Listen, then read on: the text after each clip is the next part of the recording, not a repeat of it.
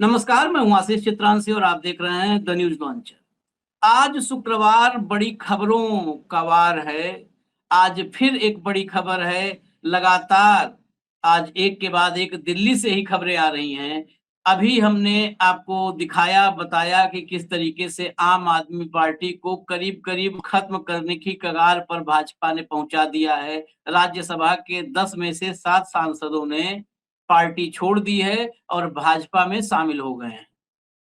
लेकिन उसी के साथ दूसरी खबर है और इस खबर को जोड़ करके देखिएगा। राज्यसभा में ये संख्या बल बढ़ाना क्या ज्ञानेश कुमार को बचाने से भी जुड़ सकता है?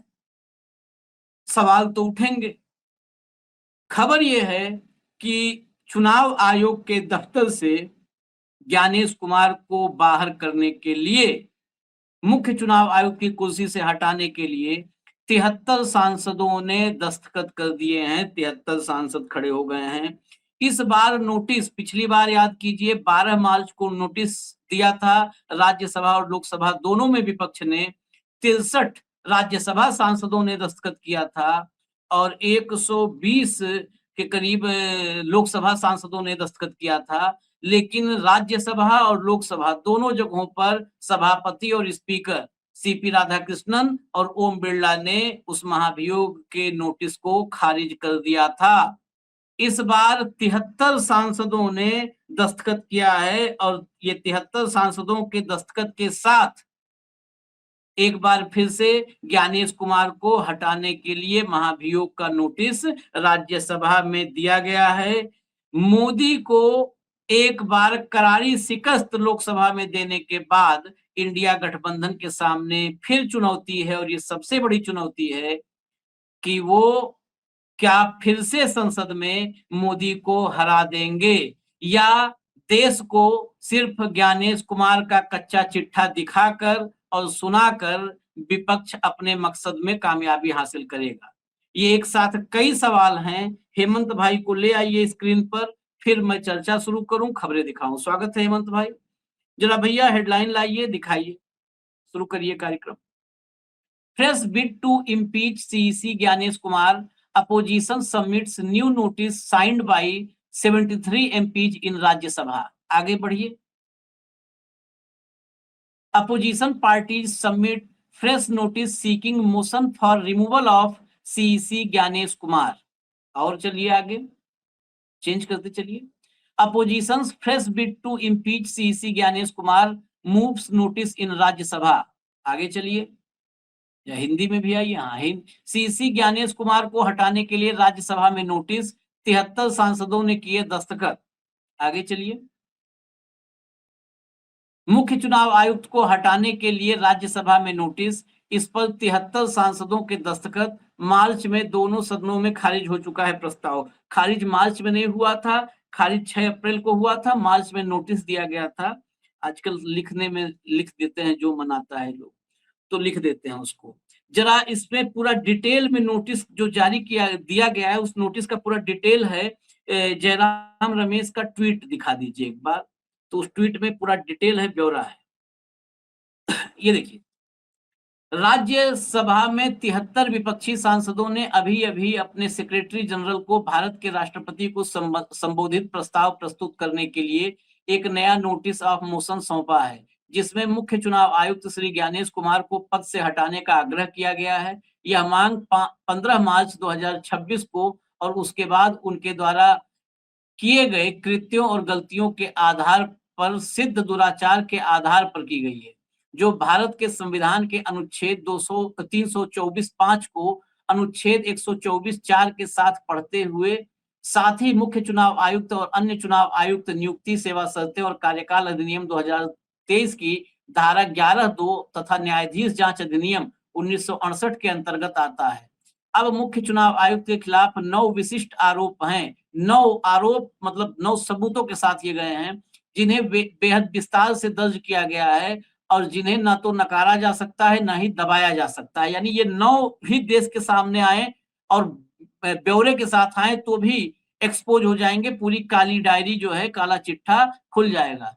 उनका पद पर बने रहना संविधान पर एक हमला है। यह पूरी तरह शर्मनाक है कि वह व्यक्ति अब भी पद पर बना हुआ है ताकि प्रधानमंत्री और गृह मंत्री के इशारों पर काम कर सके।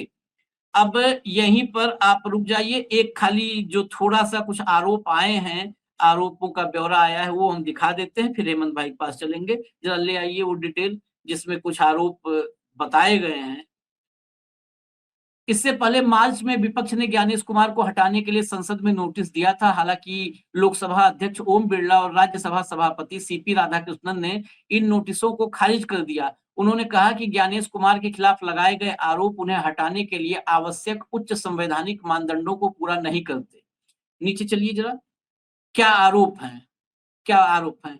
पहले दिए गए नोटिस में विपक्ष ने कई गंभीर आरोप लगाए थे।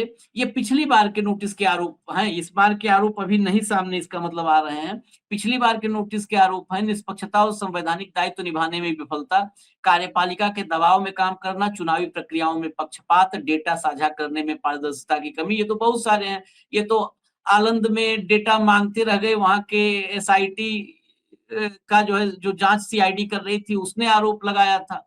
और सीईओ, कर्नाटका सीईओ की चिट्ठी थी कि जो है कई बार उन्होंने मुख्य चुनाव आयुक्त को दिल्ली में निर्वाचन सदन में चिट्ठी लिख करके मांगा था कि भाई साहब ब्यौरा दे दीजिए, नहीं दिया था। तो ये तो सब बिल्कुल सिद्ध है, आरोप है, सिद्ध है। यहाँ पर किसी थर्ड पर्सन, किसी पॉलिटिकल पार्टी की चिट्ठी की जरूरत नहीं है। यहाँ पर कर्नाटका सीईओ जो निर्वाचन आयोग का, चुनाव आयोग का हिस्सा है, उसकी चिट्ठी साबित करती है इन आरोपों को, लेकिन खारिज किया गया था। डेटा साझा करने में पारदर्शिता की कमी, बिहार समेत राज्यों में एसआईआर के जरिए मतदाताओं को प्रभावित करना, ये सब थे, लेकिन पिछली बार खारिज कर दिया गया था।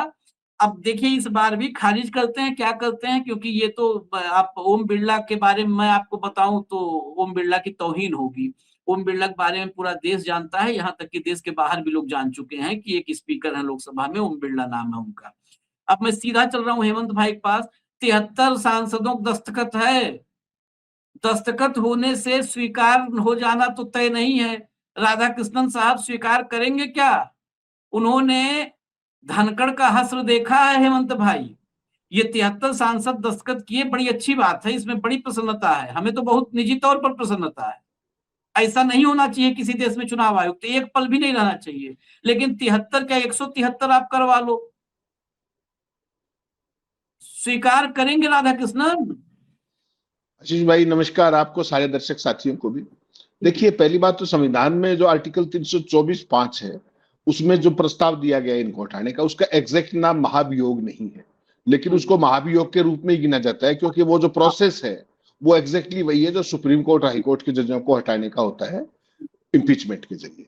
आपने कहा कि उनके खिलाफ 9 आरोप है। देखिए, भारत के संविधान में बिल्कुल साफ बात है कि इनके खिलाफ, इनको हटाने के लिए केवल 2 ही आधार काफी है, केवल 2 आधार। पहला है गलत आचरण, यानी कि पद की साख को नुकसान, जैसे भ्रष्टाचार या पक्षपात। यहां पक्षपात इंपॉर्टेंट है, और जब पक्षपात है तो उसका भी कोई ना कोई कारण होता है। वो क्या होता है वो दर्शक तय कर लेंगे।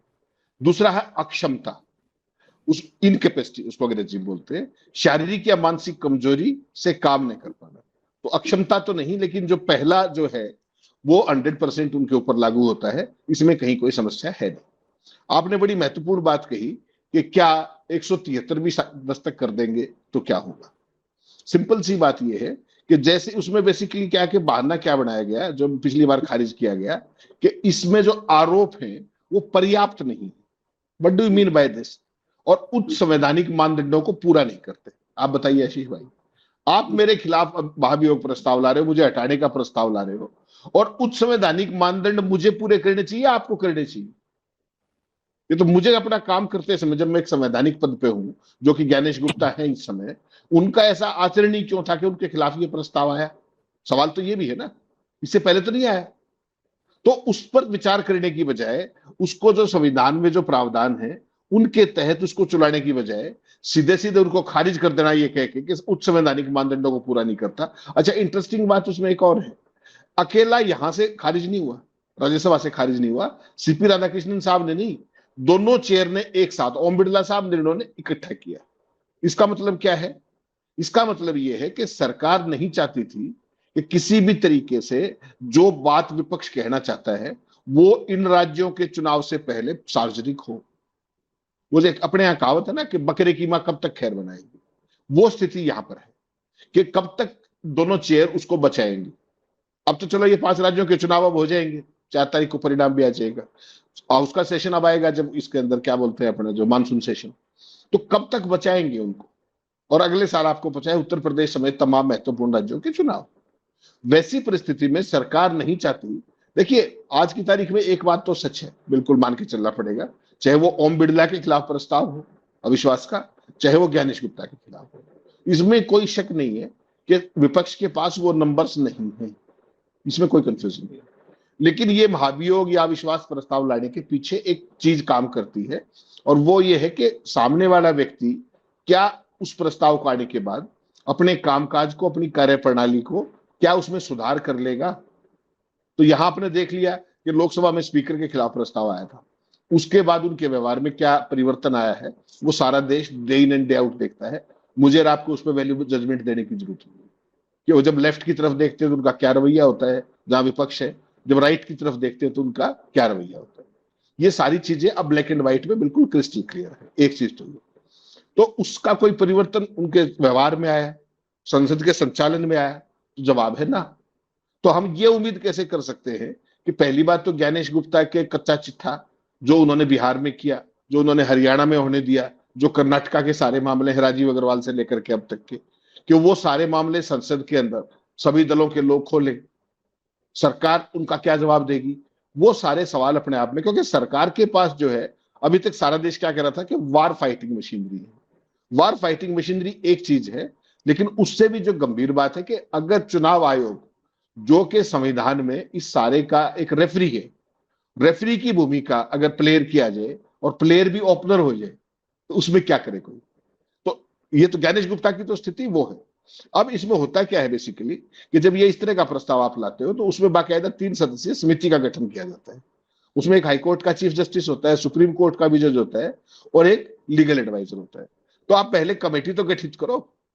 आपने सिर्फ ये कह दिया कि उच्च मानदंडों का पालन नहीं हुआ है, इसको कौन तय करेगा? ये तो कोई बात नहीं है। सीधा सीधा मतलब ये है कि खारिज करने के लिए you have to pass a speaking order. आप कहिए ना कि आपके आरोप उसमें ये कमियां हैं, अगले रिवाइज करके दे देंगे।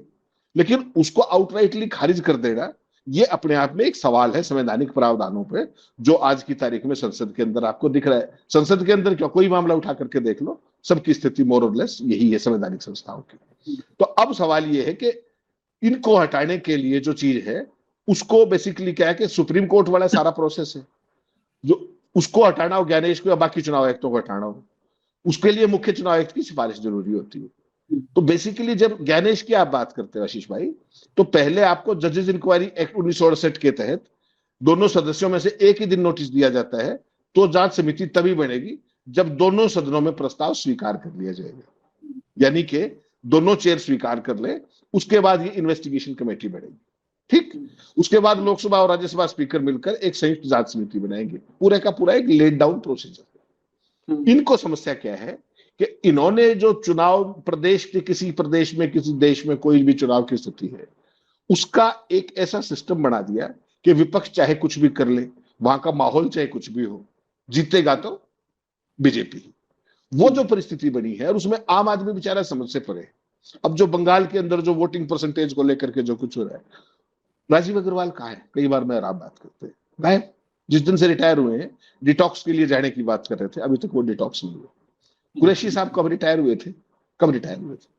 कल जैसे ही वो जो फिगर देखा 93% पोलिंग का, कुरैशी साहब तुरंत ट्विटर पे आए, एक्स पे, और उन्होंने क्या कहा कि चुनाव आयोग को इमीडिएटली डेटा रिलीज करना चाहिए कि 6 बजे के बाद कितने लोग लाइनों में हैं। क्यों कहा उन्होंने? आपको ध्यान होगा पिछले जो चुनाव हुए थे तो पूरे देश की वो मांगी गई उनसे सीडीआर, तो उन्होंने देने से मना कर दिया। क्या कह के? राजीव अग्रवाल थे उस टाइम बड़े परम ज्ञानी, उन्होंने कहा 36,000 साल लगेंगे उसको देखने के लिए। ठीक, और आउटराइटली रिजेक्ट कर दिया, छुट्टी। आरटीआई वारटीआई गए तेल लगे, हटा दीजिए उस बात को।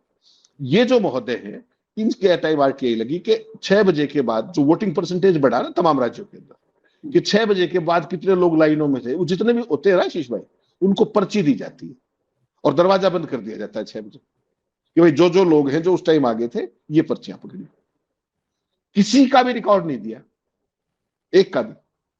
तो इससे वो बात देखिए, एक रिटायर्ड आदमी कुरैशी साहब, वो संवैधानिक प्रावधानों के प्रति आज भी इतने सजग है, संजीदा है।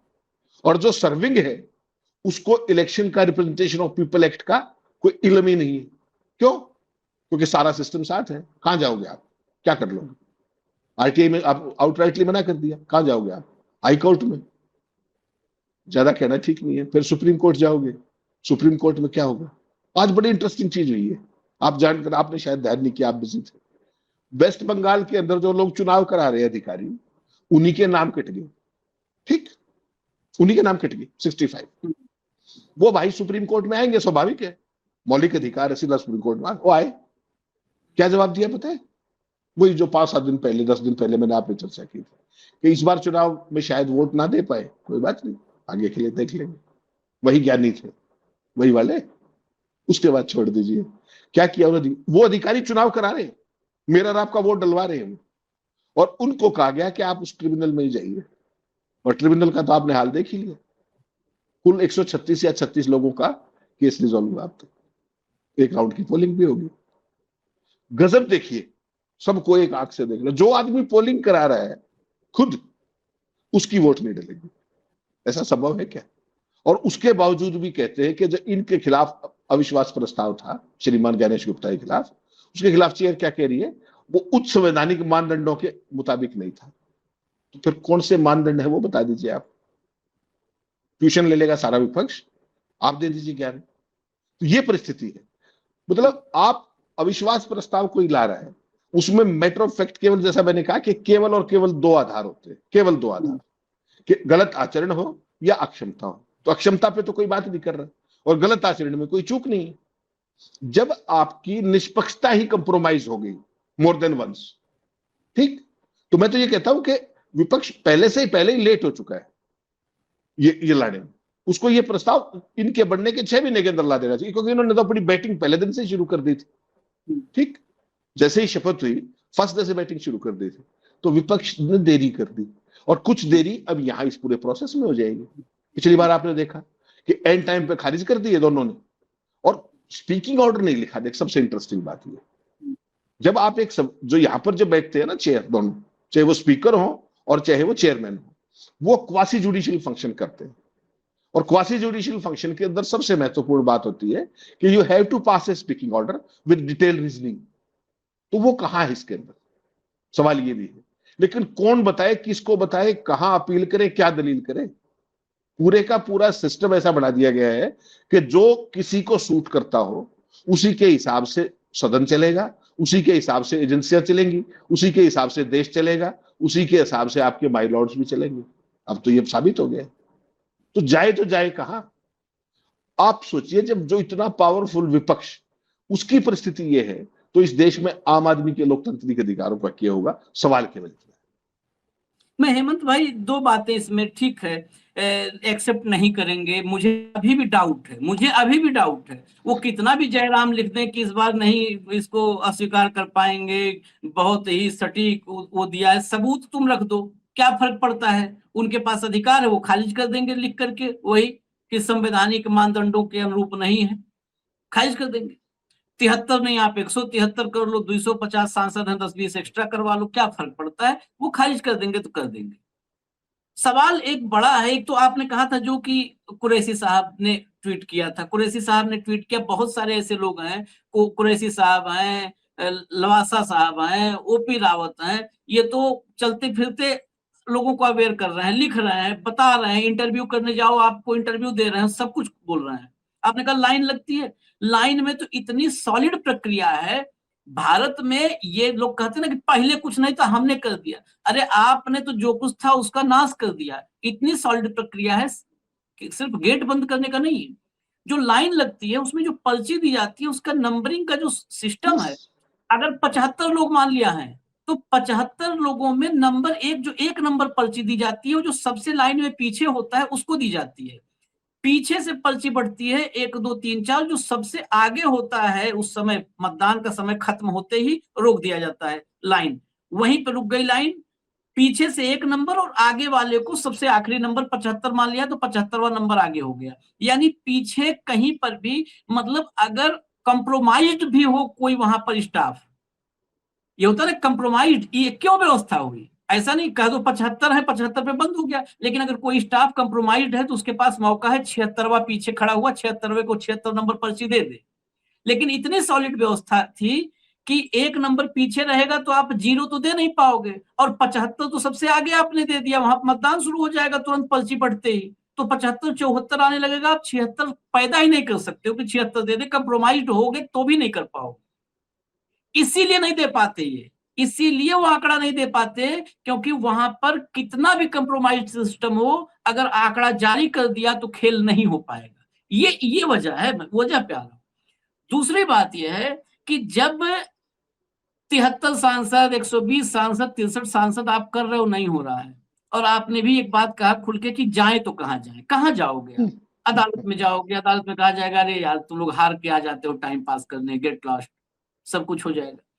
कहां जाए? एक रास्ता है जो जहां से सबको ताकत मिलती है, वो सूर्यकांत हो, ज्ञानेश हो, कोई भी, वो है जनता। क्यों नहीं अपोजिशन? ये मेरा सवाल आज नहीं कई साल से है, 2-3 साल 4 साल 2023 से मैं ये सवाल कर रहा हूं। इतनी अपोजिशन की पार्टियां हैं, ये door to door man to man marking, ये चुनाव में इतना खेल करने के बाद भी मैन टू मैन मार्किंग कर लेते हैं भाजपा के लोग। आप एक एक आदमी को क्यों नहीं ये बता पाते कि ये देखो आपका भविष्य खा रहा है, ये आदमी कैसे खा रहा है, आपके बच्चों का भविष्य खा रहा है, कैसे खा रहा है? इतना काम कर लेना। ये मुझे आज भी यकीन है हेमंत भाई, हो सकता है मैं गलत हूं, आप आगे आपकी राय इस पे लेंगे। मुझे अभी भी यकीन है कि अगर इस देश के एक एक आदमी को अवेयर करेंगे, आप 10-15% को नहीं कर पाएंगे, वो आपको गाली दे देंगे, लेकिन फिर भी इतनी बड़ी संख्या में अवेयरनेस हो जाएगी कि ये ज्ञानेश कुमार जैसे लोग या इनके पीछे जो खड़े हैं, इनको सही बताने वाले लोग, वो सब फेल हो जाएंगे हेमंत भाई, अगर इस देश की जनता खड़ी हो गई तो सब फेल हो जाए। नहीं आशीष भाई, दिक्कत उसमें क्या है, देखिए सबसे बड़ी समस्या, ये बात आप कई बार हमने चर्चा की, सबसे बड़ी प्रॉब्लम क्या है कि जो किसी की विपक्ष की आवाज है उसको मल्टीप्लाई करने का, एम्पलीफाई करने का सबसे बड़ा माध्यम होता है मीडिया। ठीक, उसको कंप्लीटली आपने डिमोलिश करके उसको मोदिया बना दिया कंप्लीटली। और आज जो आपने दिन में शो किया है उसकी तो कल्पना करिए ना, मैं सरेंडर किए पड़ा हूं, हाथ जोड़ के खी करके बता रहा हूं कि हमने आपके लिए क्या क्या किया अमेरिका में बैठ के, और वो कह रहे कि करारा जवाब दिया। अब इससे आगे आप कहां जाएंगे? जो आदमी बेशर्मी, कायरता, नकारापन और 56 इंच की पूरी वो खोल रहा हो 44 सेकंड के अंदर, उसको आप कह रहे हो कि उसने करारा जवाब दे दिया, इसका क्या नैरेटिव आप काट करोगे जब सब कुछ बिका हुआ हो या कंप्रोमाइज्ड हो? ठीक, नंबर एक, एजेंसियों की हालत देख लीजिए आप।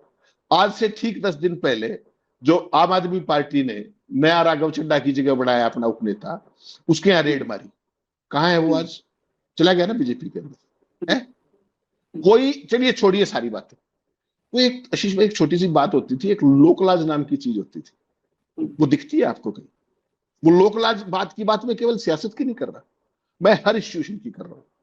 उसके अंदर चाहे न्यायपालिका हो, उसके अंदर चाहे जांच एजेंसियां हो, उसके लिए चाहे मीडिया हो, उसके लिए सत्ता पक्ष हो या ब्यूरोक्रेसी हो, आप सोचिए तो सही, सारे के सारे स्तंभ अगर एक हो जाए, एक उसके लिए, फिर आप कहां जाएंगे? उसके लिए आपको आशीष भाई माफ कीजिएगा, हंगरी बनना पड़ेगा। ठीक, और हंगरी कैसे बनोगे? हमने उस दिन भी चर्चा की थी, केवल बहुत साधारण फार्मूला है, किसी एक को अपना लीडर मान करके विपक्ष को, और सड़कों पे आ जाना पड़ेगा। आज भी इनके पल्ले क्या है? 36% वोट है, 64 जिनके पास है वो तो घर बैठे हैं, और 36% वाले 12 साल से अनवरत राज कर रहे हैं। ये तो हकीकत है ना, या इसमें कोई धोखा है? तो क्या वो अगर 64 इकट्ठे हो जाए तो फिर क्या परिस्थिति बढ़े? विपक्ष में तो है ही, लेकिन वो इकट्ठे क्यों नहीं हो रहे? अगर वो लोग अपने अपने एरियाज ऑफ डोमिनेंस के अंदर जाकर के और ये अभियान चलाए, then only it is possible. ऐसा नहीं है सत्ता सदैव किसी की चिरंजीवी कभी नहीं रही पूरी दुनिया में कहीं। वो जर्मनी वाला भी आपको पता ही कैसे गया था, वो छोड़ दीजिए आप। सवाल ये है कि क्या आप इस बात को समझ पा रहे हो? 2019 के चुनाव से इस देश में ओपन एंड शट केस हो गया था, चुनाव कैसे जीते जा रहे हैं। कोई शक है क्या आपको? उसके बाद 7 साल तक विपक्ष किस बात का इंतजार कर रहा है? ना समझ तो नहीं है वो, मंदबुद्धि तो नहीं है वो। ठीक, सीटें तो डबल हुई ना, बीजेपी की तो घटी, विपक्ष की बढ़ी, कांग्रेस की, इसमें तो कोई शक नहीं है। यानी कि कांग्रेस का नैरेटिव एक्सेप्ट तो हो रहा है। मुझे केवल आप एक बात बता दीजिए, राजीव अग्रवाल के होते हुए भी, उससे पहले अरोड़ा के होते हुए भी, जो कांग्रेस मुक्त का सपना दिया, जो नारा दिया, वो तो पूरा नहीं हुआ ना। सारे विपक्ष का फाइनेंशियली ड्रेन आउट कर दिया, किसी के पल्ले चवन्नी नहीं छोड़ी। ठीक, पहले इलेक्ट्रल बॉन्ड के जरिए, उसके बाद एजेंसियों के जरिए। जो काम होता है वो मुझे आपको बताने की जरूरत नहीं है, किसके पास कितना पैसा है। जो कांग्रेस लुटेरी थी, उसने 60 साल राज किया देश के अंदर, उसके खाते में क्या है, और 12 साल वाले ईमानदार राष्ट्रवादियों के खाते में क्या, जरा ये देख लो एक बार। इस नैरेटिव को चलाने के लिए क्या चाहिए आपको? आपको सबसे पहले मीडिया चाहिए। क्या वो इस खबर को चिमटी से भी छुएगा? दूसरा, आपके पास मीडिया की बात करें, उसके बाद ये ड्यूटी किसकी थी? चुनाव आयोग की। छोड़ दीजिए, पता लग गया आपको। सुप्रीम कोर्ट कहता है कि इलेक्टोरल बॉन्ड्स की स्कीम असंवैधानिक है, लेकिन जांच नहीं कराएंगे। तो अगर असंवैधानिक चीज जिसको आप कह रहे हैं, मैं नहीं कह रहा, माई लॉर्ड ने कहा कि ये असंवैधानिक है, सीजीआई की बेंच ने कहा, और जब जांच की बात आई तो उन्होंने आउटराइटली मना कर दिया। तो अगर आप असंवैधानिक चीज की भी जांच नहीं कराओगे तो आप किस लिए बैठे हो सुप्रीम कोर्ट में? इसका जवाब दे दीजिए मुझे आप। भाई आशीष चित्रांशी कहे तो हमारी दम तो नहीं, कोई बात नहीं, आपने फैसला दिया कि वह संवैधानिक है। और जब प्रशांत भूषण एंड कंपनी गए कि साहब इस पर जांच करवा दो, आप क्विड प्रो को का तो ओपन एंड शिट केस है, ओपन एंड शिट, सैकड़ों केस तो मैंने आपने दिखाए भाई, लाल कर करके वो पूरे डॉक्यूमेंट पढ़ के। ठीक, और आउटराइटली रिजेक्ट कर दिया कि हम इसकी। तो अगर आप ऐसे वैधानिक चीज की जांच नहीं कराओगे तो फिर आप यह किस लिए बैठे हो? ज्ञानेश गुप्ता की नियुक्ति का आदेश, उसको आप नहीं सुनोगे। ठीक, इस देश में कितने जरूरी मामले पेंडिंग हैं जिसके कारण सारी चीजें प्रभावित होती है। कार्यकाल पूरा हो जाएगा, मैंने आपको चैलेंज किया था उस दिन, अगर उसकी सुनवाई हो जाए तो बता देना मुझे। ठीक, प्रेजेंट स्कीम ऑफ थिंग्स में अगर सुप्रीम कोर्ट उस पर हियरिंग भी टेकअप कर ले तो आपने एसआईआर के मामले में देख ही लिया कितना बढ़िया फैसला। एसआईआर की वैधानिकता पर कब सुनवाई खत्म हुई थी? कब? ऑर्डर रिजर्व है ना, कब आएगा वो ऑर्डर? और ऑर्डर आए बिना सीजीआई की बेंच क्या कह रही है कि एसआईआर में बाधा हम बर्दाश्त नहीं करेंगे। तो पहले ये तो बता दो कि एसआईआर संवैधानिक है, हाँ या ना? इस परिस्थिति में आप किस पे भरोसा करोगे, मुझे आप ये बता दीजिए। जब पूरा तंत्र आशीष भाई उस दिशा में चला जाए ना, तो विपक्ष के पास तरीका एक है, और वो है हंगरी वाला। मैंने उस दिन भी आपको चर्चा की थी। सिंपल है, सब कुछ भूल करके एक सूत्री कार्यक्रम, एक को नेता बना लो, छोड़ दो ये। अगर आपके पास सत्ता आ गई तो आप सिस्टम को चला पाओगे, वरना ये सिस्टम नहीं बचेगा boss. It's gone, it's gone to dogs for all practical purposes. आप अगर इसको भारत के संविधान के परिप्रेक्ष्य में देखेंगे, पूरे जो भी कुछ हो रहा है, तो इसको आप क्या कहेंगे? Are you the largest democracy? I am sorry, you are the fastest country heading towards the electoral autocracy that is already existing, number one, and you are on the way to becoming a banana republic within no time. आपको मंजूर है तो करते रहिए, अगले तो यही करेंगे। अगले साल देख लीजिए आप पंजाब में क्या होगा। कर तो दिया आज पंजाब का खेल, उसके बाद उत्तर प्रदेश का देख लीजिए। तो नंबर सब सिंपल। मैंने आपको कल एक बात कही थी, आपको कई बार लगता होगा यार अतिशोक्तिपूर्ण बात है। अगर बंगाल के अंदर ममता बनर्जी हार गई तो you are sure destined to be a banana republic within no time. Democracy बचेगी या नहीं बचेगी, केवल वेस्ट बंगाल का परिणाम तय कर देगा 4 तारीख को। अरे हम तो उससे आगे, मैंने कल ही कहा था, हम ही आप शायद बैठे थे कि पता नहीं ये बंगाल तय कर देगा, उसके बाद पता नहीं कितने दिन हम लोग भी सवाल कर पाएंगे। वो अपना इंतजाम हो रहा है। मैं तो साल भर से कह रहा हूं आपको, अपना नंबर आने वाला है। हाँ, पक्का नहीं, अभी थोड़ा थोड़ा बंगाल वगैरह बचा है, तो इसलिए थोड़ा थोड़ा इन लोग को डाउट है कि कहीं ऐसा ना हो कि पब्लिक खड़ी हो जाए, पब्लिक लोकतंत्र को समझ जाए, संविधान को समझ जाए, अपने अधिकारों को समझ जाए, इसलिए थोड़ा सा ये आशंकित है। ये जब बंगाल भी हो जाएगा, जब आशंकाएं जैसे ही खत्म हो गई, आशंका निर्मूलन होते ही ये हम लोगों का उन्मूलन कर देंगे तत्काल। वहां निर्मूलन, यहाँ आशंका निर्मूलन के साथ ही सवाल उठाने वालों का उन्मूलन, यही है फॉर्मूला। खैर अगले हमको इजाजत अगले दीजिए, हम तो अगले हाँ। अगले कार्यक्रम में बताऊंगा आपके साथ क्या होने वाला है, इंतजार कीजिए, बहुत जल्दी बताऊंगा। बहुत जल्दी बताऊंगा। नहीं नहीं, हमें तो देखो आप भाई, हमें वो है कि अगर आप अंदर कर दोगे तो वहां पर लिखेंगे, किताबें लिखेंगे, कुछ करेंगे। बाहर रहेंगे तो बस स्टैंड पे खड़े हो जाएंगे, बस में जैसे चना वना बेचते हैं वैसे हम कहेंगे भाई 2 मिनट हमको सुनिए आप लोग। तो हम लोग तो ये सिलसिला जारी रखेंगे। अब देखते हैं जोर कितना बाजुए कातिल में है। हम तो उन आजादी के परवानों को, मतवालों को अपना जो है आराध्य मानते हैं, हम उन्हीं की पूजा करते हैं। तो हम लोग तो अभी तो लोकतंत्र को ऐसे नहीं किसी को कुचलने देंगे। इजाजत दीजिए हमें, धन्यवाद, अभी फिर आते हैं, धन्यवाद।